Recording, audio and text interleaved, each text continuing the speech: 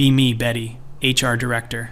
Been married to Eric for 8 years. Finally, in a position where I can make real change. Tired of watching incompetent men climb ladders while qualified women get passed over. Time to level the playing field. Monday morning, reviewing performance evaluations. Notice Christian from engineering got top ratings again. Guy's been here 6 years, consistently high performer. But I've been watching him in meetings, always interrupting women, mansplaining technical concepts. Classic example of how the system props up mediocre men. Call Christian into my office. Christian, we need to discuss some concerns about your collaborative approach. He looks confused. I'm sorry, what concerns? Several female colleagues have mentioned feeling uncomfortable with your communication style, which is technically true. I did ask Sarah if she ever felt talked over. She said, sometimes I guess, but that's enough. Christian gets defensive, starts explaining his projects. Exactly the kind of behavior I'm talking about. Schedule him for mandatory sensitivity training. Add note to his file about interpersonal challenges. Next review cycle, this will matter. Eric comes home that evening. How was work, honey? Actually had to address some workplace dynamics today. Finally holding people accountable. Tell him about Christian's situation. Eric frowns. Wait, what exactly did he do wrong? It's not about one specific thing, Eric. It's about patterns of behavior that marginalize women. But you said his work performance is excellent. Performance isn't everything.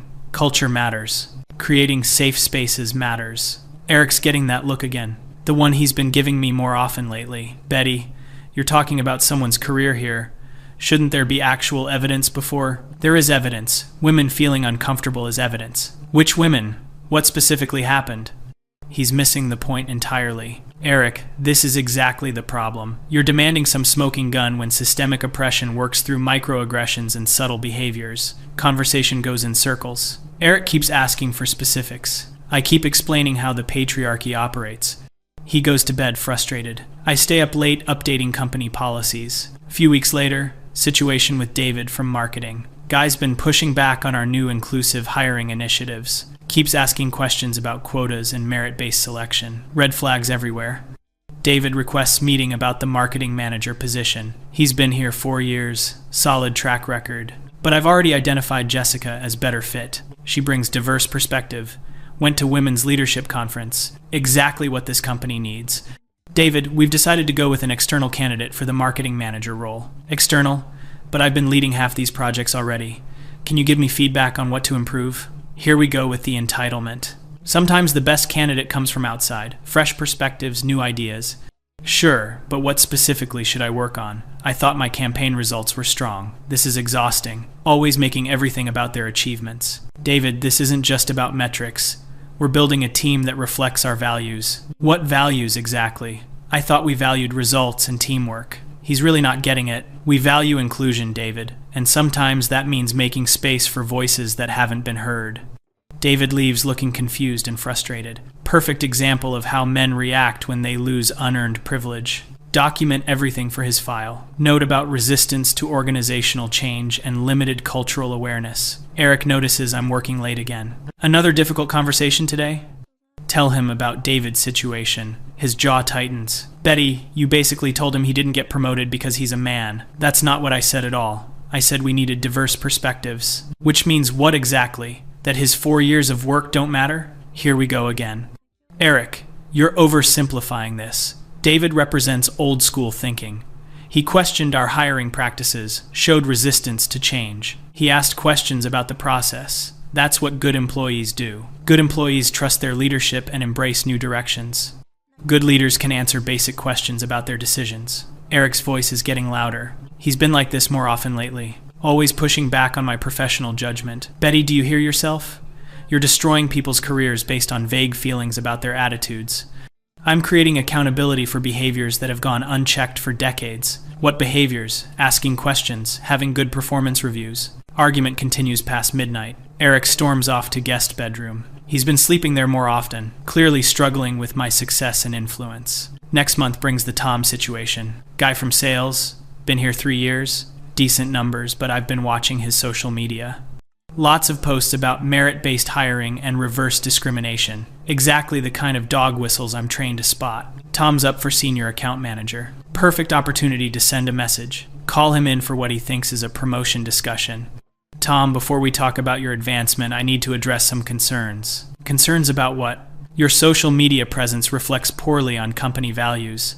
Some of your posts about hiring practices are problematic. Watch his face change. I never mentioned the company in any posts. Those were personal opinions about general industry trends. Classic deflection. Tom, when you work here, you represent our brand. Your personal views about diversity and inclusion affect team dynamics. What views exactly? I support fair hiring. I just think the most qualified person should get the job. Define qualified, Tom, because historically, that word has been used to exclude marginalized groups. Tom's getting frustrated, exactly like the others. I mean, relevant experience, strong performance metrics, good cultural fit. Cultural fit with what culture? The old boys club? Watch him struggle for words. No, I mean, working well with the team, sharing company values. Our values include equity and inclusion. Your posts suggest you don't share those values. Tom tries to backtrack, starts explaining his positions, how he supports equality. But the damage is done. Note goes in his file about cultural misalignment and resistance to company values. Promotion goes to Angela instead. She's been here 6 months, but brings fresh energy. That evening, Eric's already in a mood when I get home. Apparently, Tom called him. They play in the same weekend basketball league. Betty, what the hell did you do to Tom? I addressed some professional concerns. Why is Tom calling you? Because he's confused and upset. You denied his promotion because of Facebook posts? I made a decision based on cultural fit and company values. Eric's pacing around the kitchen, more agitated than I've seen him. Betty, Tom's a good guy. He works hard, supports his family, treats everyone with respect. Eric, you don't see the subtle ways these attitudes play out in workplace dynamics. What attitudes? Having opinions about hiring practices. Opinions that reinforce systemic barriers to advancement for underrepresented groups. Eric stops pacing, stares at me. Listen to yourself, Betty. You're using corporate buzzwords to justify punishing someone for thinking differently than you. I'm holding people accountable for attitudes that harm others. What others? Who did Tom harm? It's not about direct harm, Eric. It's about creating environments where... Stop, Eric's shouting now. Just stop with the jargon and double talk. You ruined his career because you disagreed with his politics. I made a business decision about cultural alignment. You made a political decision and dressed it up as business. This fight lasts until 2 a.m. Eric keeps demanding specifics, evidence, concrete examples. I keep explaining systemic issues and cultural transformation. He's not listening, just getting angrier. Betty, you've changed. You used to care about fairness. Now you just care about power. I care about justice, Eric. Sometimes justice looks like power redistribution. Justice looks like destroying innocent people. Eric sleeps in guest room again. I'm starting to think he can't handle strong women in leadership. Few weeks later, situation comes to head with James from IT. Guy's been here 5 years, technically competent, but I've noticed things. He organizes the office fantasy football league. Mostly men participate, creates exclusionary dynamic. Also heard him make comment about political correctness gone too far during lunch. James applies for IT director position. His technical skills are solid, but leadership requires more. Call him in for interview. James, tell me about your approach to building inclusive teams. Well, I try to treat everyone fairly and judge people on their work. Red flag immediately. When you say fairly, what does that mean to you? I guess, same standards for everyone? Best person for the job? This is exactly the problem. These coded phrases that sound reasonable but maintain status quo. James, equity sometimes requires different approaches for different people. How do you account for systemic barriers in your evaluation process? I'm not sure I follow. I just look at technical skills and team contribution. But how do you address unconscious bias in your assessment? I try to be objective. Promote Rebecca instead. She's been here 2 years, came from smaller company, but she led our diversity and inclusion training session. Understands the bigger picture. James takes it badly. Requests meeting with upper management, claims the process was unfair, asks for feedback. I explain that leadership requires broader perspective than technical skills. He keeps pushing for specifics about his deficiencies. Typical male entitlement to detailed explanations. Document everything about his reaction. Note about poor response to developmental feedback and limited growth mindset. Quietly let other managers know about his attitude issues. Eric finds out because James's wife Sarah calls him crying. Apparently, James has been home upset for days. Eric comes home that night ready for war. Betty, we need to talk. Right now. I'm barely through the door. What's wrong now, Eric? Sarah called me in tears. James has been devastated since he didn't get promoted. She said you told him he lacks leadership qualities. I provided constructive feedback about areas for development. What areas? He's been running that department's major projects for 2 years. Eric's face is red with anger, more worked up than I've ever seen him. James is a good man, Betty. He's honest, hardworking, decent to everyone. What exactly disqualifies him from promotion? Leadership isn't just about technical competence, Eric. It's about vision, cultural awareness, ability to build diverse teams. What does that even mean? He works well with everyone in that office. Try to explain about inclusive leadership, how traditional management styles perpetuate exclusion. Eric interrupts me. Betty, stop! Just stop talking and listen to yourself. You're destroying people with meaningless corporate speak. I'm not destroying anyone. I'm making strategic decisions about. You are destroying them. Christian is looking for new jobs. Tom's questioning his entire career. James thinks he's a failure. Eric's pacing again, running hands through hair. These are good men, Betty. They have families, mortgages, kids to put through college, and you're ruining their lives for politics. I'm not ruining anything. I'm creating opportunities for people who've been historically excluded. By excluding others? By punishing people for existing while male? This conversation different from others. Eric's not just frustrated, he's disgusted.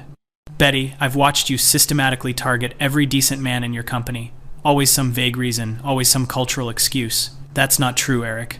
I evaluate everyone fairly.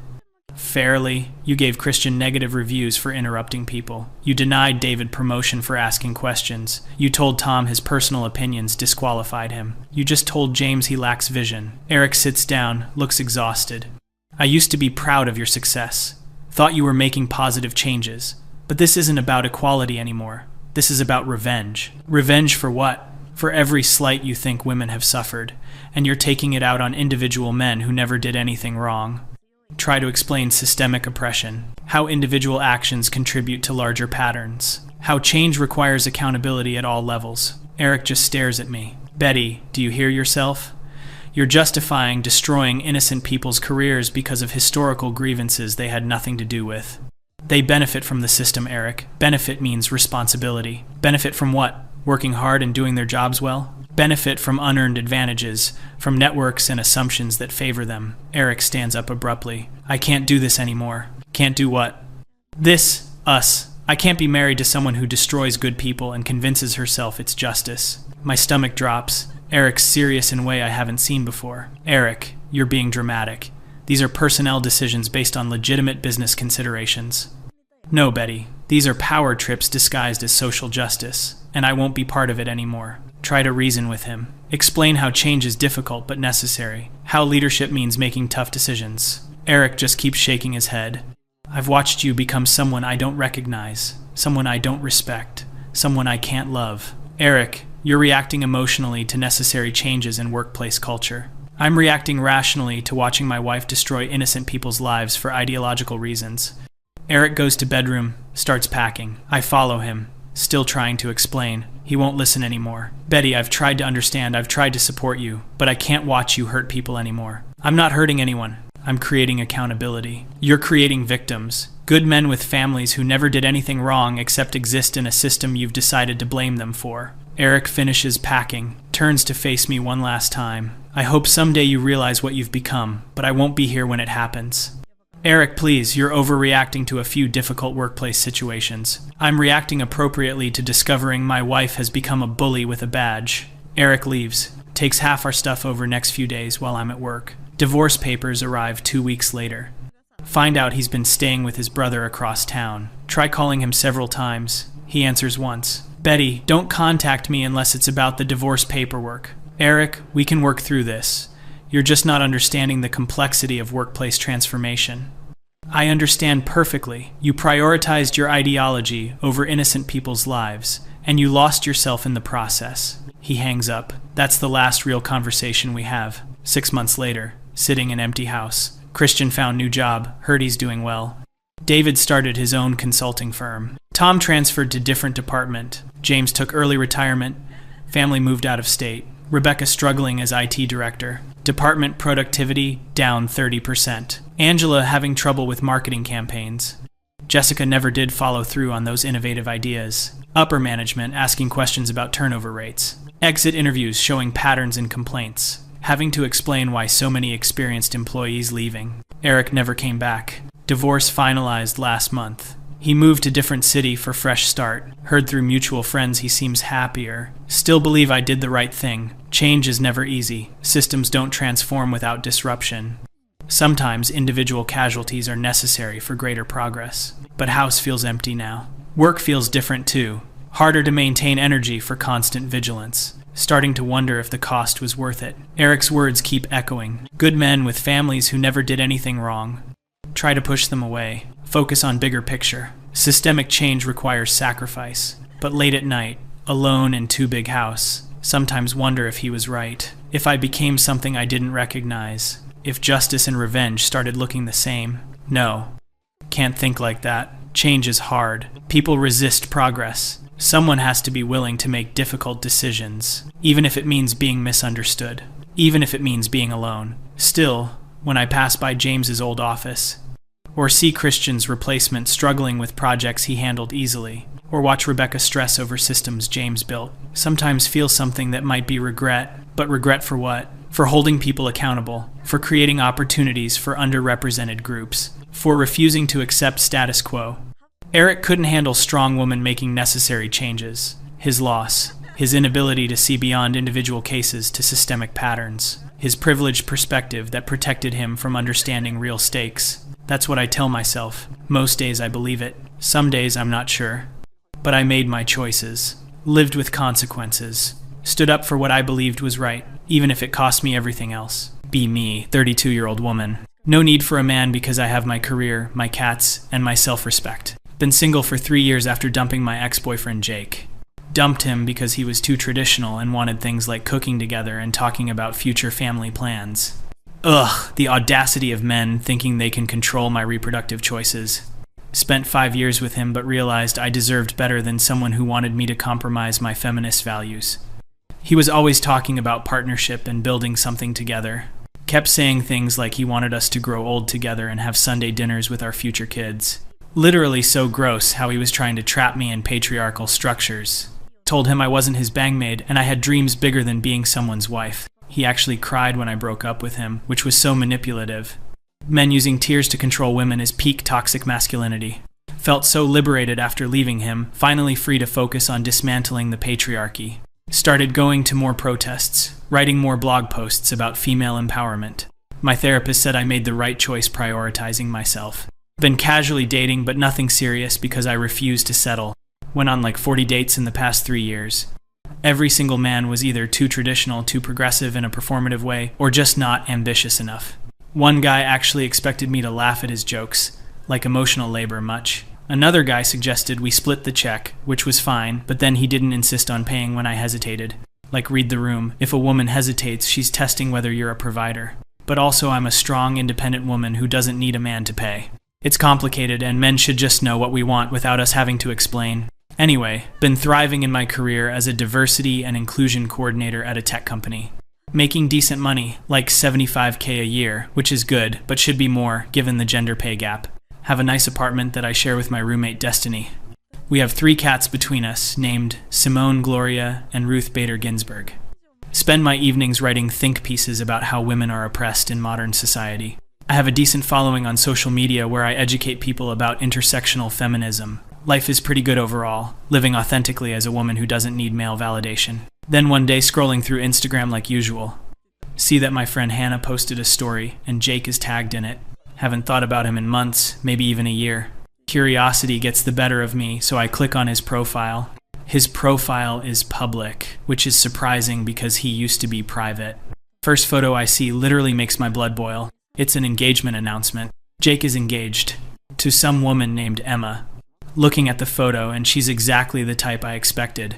Long hair, natural makeup, wearing a sundress in the photo. The caption says something sickeningly sweet like, "Can't wait to spend forever with my best friend." Immediately feel a wave of something I can't quite identify. Definitely not jealousy because I don't want Jake back. More like vindication that I dodged a bullet. This poor woman has no idea what she's getting into. Start scrolling through her profile because I need to understand what kind of woman would accept Jake's traditional nonsense. Her Instagram is public too, and it's exactly what I expected. Photos of homemade bread, her garden, books she's reading, Pictures of her at church events helping with community projects. Photos with her family looking all wholesome and gross. One caption talks about how she loves making her apartment feel like home. Another about how she finds joy in the simple things. Literally every single photo screams, I have no ambition and my whole identity revolves around being feminine. She has a job apparently, works as an elementary school teacher. Of course she does. The most stereotypically feminine career possible. Probably makes like $40K a year and thinks that's fine. Has no concept of the gender pay gap or fighting for equal wages. Her entire aesthetic is cottagecore, mixed with traditional femininity. The kind of woman who probably thinks feminism has gone too far. Looking through photos of her and Jake together, and I feel this weird tightness in my chest. They're always smiling. He's looking at her, the way he used to look at me. There's photos of them hiking, cooking together, at farmers markets. One photo of them at a bookstore, and the caption says he bought her favorite author's new book as a surprise. Jake used to do stuff like that for me too, but I always told him I could buy my own books. I didn't need him to purchase things for me, like I was some kept woman. Kept scrolling and found photos from what looks like a family gathering. Emma is surrounded by Jake's family, laughing with his mom. His mom, who never really warmed up to me because I refused to help with dishes at family dinners. I was a guest, not the help, but apparently Emma has no problem with traditional gender roles. There's a photo of Emma and Jake's mom cooking together. Caption says, learning family recipes from the best cook I know. Wanted to vomit reading that. This woman has completely given up her identity to fit into his family. Probably does whatever his mother tells her and thinks that's normal. Found a post from a few months ago that really got under my skin. It was a photo of Emma holding a mug on a Sunday morning. Caption talked about how she loves lazy Sunday mornings with Jake, how they make breakfast together and plan their week, how she feels so grateful to have found her partner in life. The comments were full of her friends saying things like, you two are perfect together, and couple goals. Literally wanted to comment and tell these women they're perpetuating patriarchal standards. But I'm better than that, so I just kept scrolling. Found her Facebook, which had even more information. She's from a small town, comes from a big family. Studied education in college, was in a sorority. All her photos are so aggressively normal and traditional. Nothing interesting or revolutionary about her at all. She's literally the human embodiment of a 1,950 seconds housewife fantasy. Went back to Jake's profile to see what he's been up to. He looks happy in all his photos, which is honestly annoying. He's grown a beard. Looks more confident somehow. His bio says something about living simply and loving deeply. So pretentious, but also kind of pathetic. Most of his photos are of nature, his woodworking projects, and Emma. Woodworking projects, because of course he's one of those men who thinks being handy makes him special. Saw he built Emma a bookshelf for her classroom. The comments on that post were full of women saying, where do I find a man like this? Wanted to tell them they can have him, he's not that special. He literally just knows how to use basic tools. Any woman could learn woodworking if she wanted to. It's not impressive. But of course, society celebrates men for doing the bare minimum. Spent probably 2 hours going through both their profiles. Telling myself I'm just curious about what Jake's life is like now. Definitely not bothered by any of this. Just anthropologically interested in women who choose to live in traditional roles. Destiny came home and asked what I was doing. Told her I found out my ex is engaged to some tradwife type. She made a face and said that sucks. Explained that it doesn't suck because I don't want him back. Just interesting to see him with someone who is essentially my opposite. Destiny asked if I was okay, and I said, of course. Why wouldn't I be okay? I'm happy, successful, living my truth. Jake can marry whoever he wants. Doesn't affect me at all. But then I kept thinking about it all night. Kept comparing myself to Emma in my head. I have a master's degree. She has a bachelor's in elementary education. I make more money even though there's still a pay gap. I'm fighting for social justice. She's teaching kids their ABCs. I'm challenging societal norms. She's embracing them. Clearly I'm the more evolved, intellectual, ambitious woman. So why does Jake prefer her? Not that I care who he prefers because I don't want him. Just objectively wondering what he sees in someone so basic. Started writing a blog post about it that night. Titled it something like, Why Men Choose Women Who Won't Challenge Them. Wrote about how men are intimidated by strong, independent women. How they prefer women who make them feel needed and superior. How women like Emma are setting feminism back decades. How traditional women are complicit in their own oppression. Wrote about how men like Jake can't handle women who have their own opinions and ambitions. Felt better after writing it, like I was processing something important. Posted it on my blog and shared it on social media. Got some supportive comments from other feminists, but also got some pushback from women saying I was being judgmental. One woman commented that maybe Emma is happy with her choices. Wanted to explain that happiness under patriarchy isn't real happiness. It's just internalized misogyny, making women think they want traditional roles, but didn't want to get into a whole thing in the comments. Over the next few weeks, kept checking their profiles. Told myself I was just keeping tabs on an ex like people do. Completely normal behavior. They posted about their wedding planning, having a church wedding because of course they are. Emma posted about finding her wedding dress with her mom and sisters. All the comments were so supportive and excited for her. She seems to have a lot of friends and family who love her. Meanwhile, I have my cat and my roommate and my social media followers, but that's because I've chosen quality over quantity. Don't need a big wedding or traditional milestones to feel fulfilled. My worth isn't determined by whether a man wants to marry me. Started noticing that Jake never posts about me or our past. It's like I never existed in his life. 5 years together and he's completely moved on. Not that I'm not moved on, because I totally am. Just seems weird that he never even acknowledges that relationship. Meanwhile, I still have photos of us in my archives.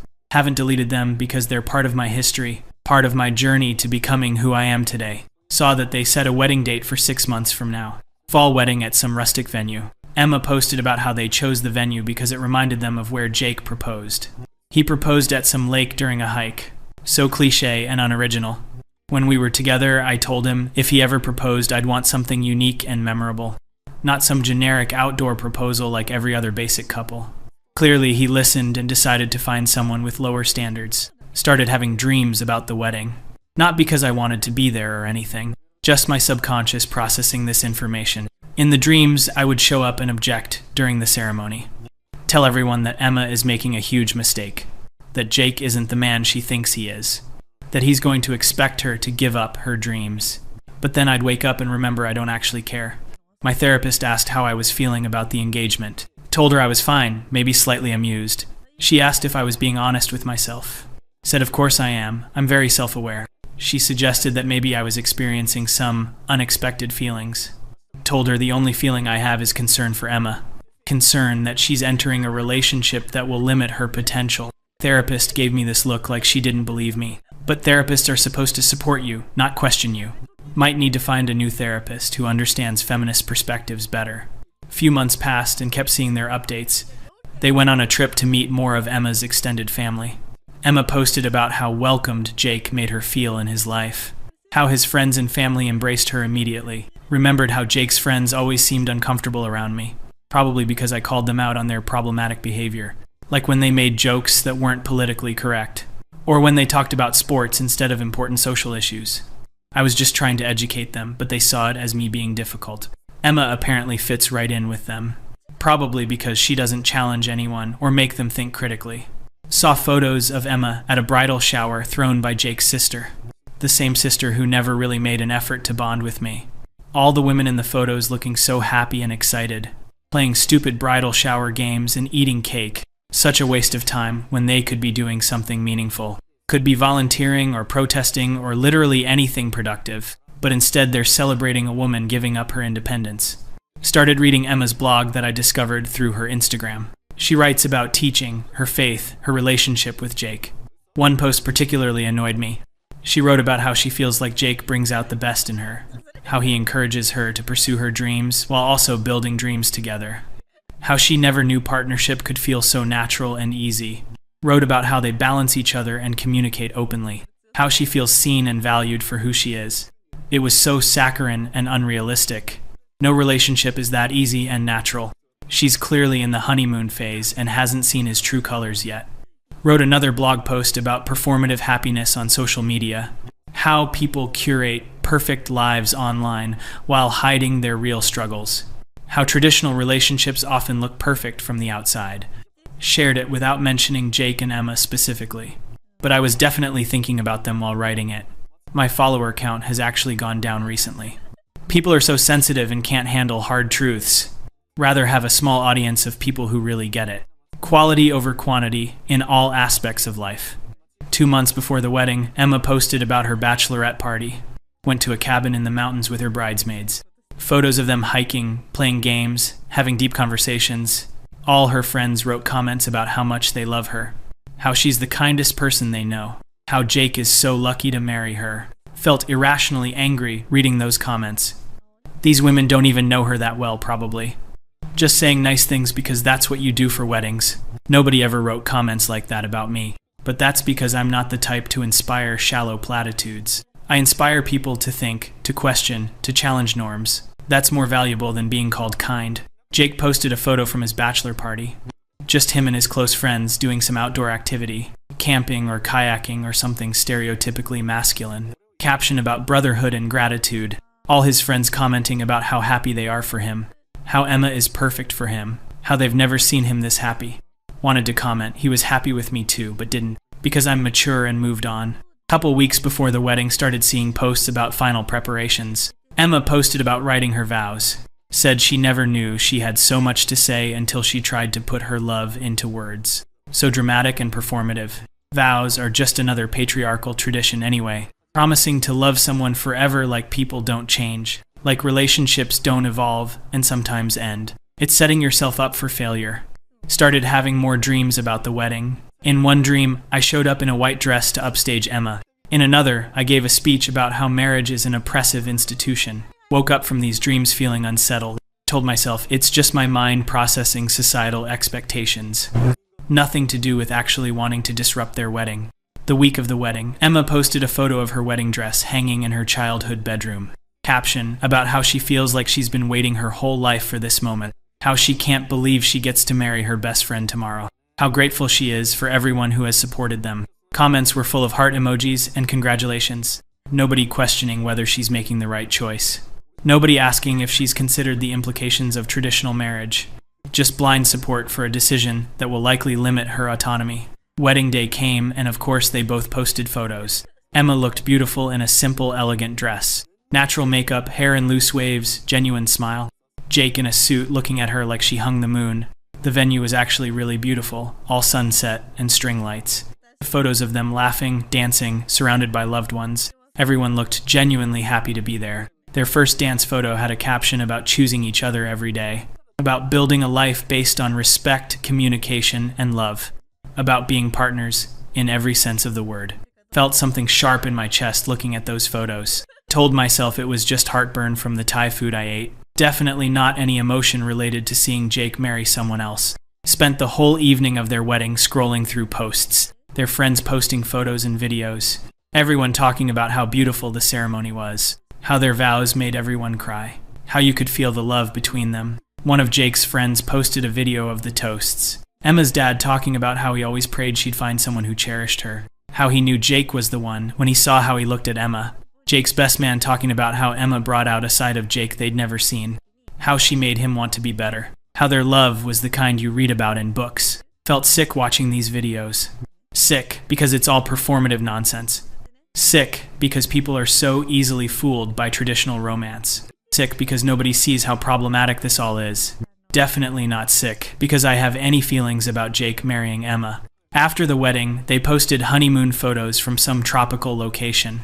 Beach sunsets, couples massages, romantic dinners. Emma glowing in every photo. Jake looking more relaxed and happy than I ever saw him. One photo of them on a boat at sunset. Caption about how this is just the beginning of their adventure. How she never knew life could feel this full. Commented, hope you've considered the environmental impact of air travel on one photo. I deleted it immediately because I didn't want to seem bitter. Just wanted to educate about carbon footprints. When they got back from honeymoon, Emma changed her last name on social media. Emma, with Jake's last name, gave up her entire identity to become his wife. So regressive and disappointing. Wrote a whole blog post about women who changed their names. About how it's a symbol of ownership from patriarchal marriage traditions. About how keeping your own name is an act of feminist resistance. Got some pushback in the comments from married women. They said it was their choice and choice feminism is valid. Had to explain that choices made under patriarchy aren't really free choices. If you're conditioned to want something, is it really your choice? Lost more followers after that post, but stood by my principles. Started seeing photos of their married life. Jake built Emma a garden bed for their apartment's patio. Emma posted about cooking meals together on weeknights. Photos of them at family gatherings, hiking on weekends, reading together. Everything looked so domestic and simple. So uncomplicated and traditional. Nothing exciting or revolutionary about their life. Just two people being ordinary together. Emma posted about how Jake surprised her with flowers just because. how he left her notes in her lunch for work, how he does the dishes when she's had a hard day teaching, all the comments from women saying they want what she has, saying Jake seems like such a good husband, saying their relationship goals. Wanted to tell them it's all performative, that nobody's relationship is actually this good, that Emma is just curating a false narrative online. But deep down started wondering if maybe it is that good. Maybe Jake really is that attentive and caring.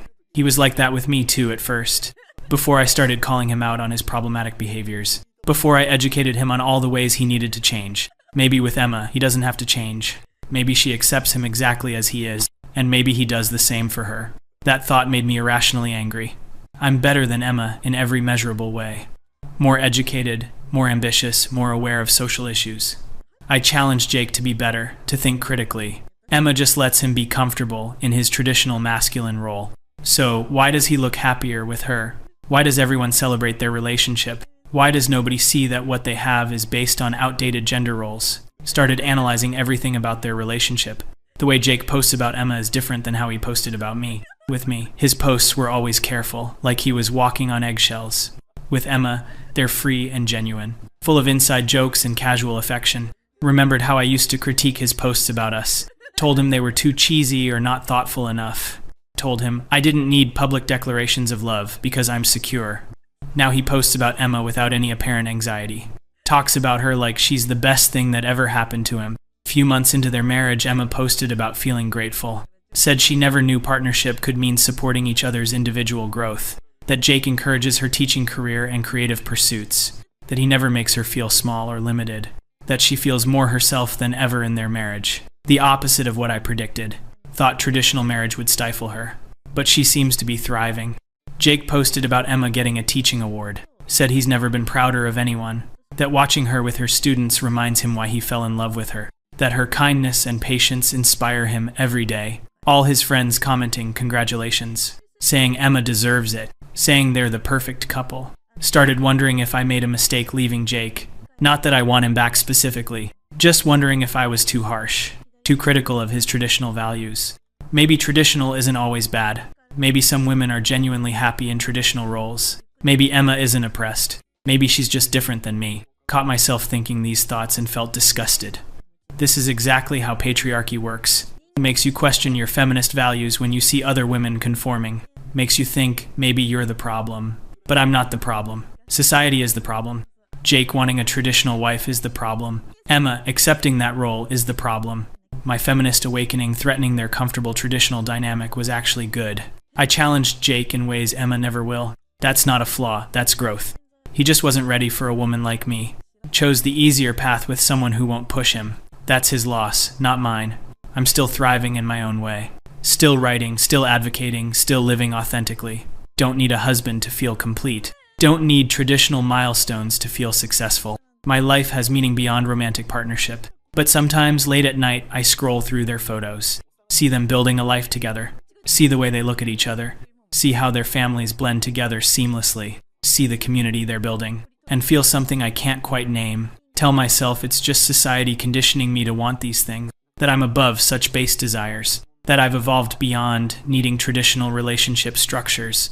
But the feeling persists. The feeling that maybe I outsmarted myself. That maybe in trying to avoid traditional traps, I walked into a different trap.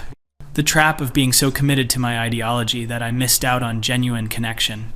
No, that's not right. I had genuine connection with Jake. I ended it because he wasn't right for me. Because he wanted different things. Because we were incompatible. Emma being compatible with him doesn't mean anything about me. We're just different people who want different things. She wants marriage and partnership and traditional gender roles. I want independence and equality and to dismantle patriarchy. Both valid, just different paths. Except her path led to happiness and community. And my path led to being alone, scrolling through her Instagram at midnight. Still, I stand by my choices. Refuse to compromise my values for a relationship. Refuse to become someone I'm not just to keep a man. If Jake couldn't accept me as a feminist, as an activist, as someone who challenges norms, then Emma is welcome to him. They can have their traditional marriage. Their Sunday dinners and family planning and joint checking accounts. Their comfortable, unexamined life together. I'll be over here fighting the good fight. Living authentically. Not needing anyone's validation. Definitely not jealous or regretful. just observing from my intellectually and morally superior position, watching as my ex builds everything I said I didn't want, with a woman who represents everything I stand against, and wondering why it bothers me so much. But it doesn't bother me. I'm fine. Completely fine. Totally fine. Absolutely fine. Fine.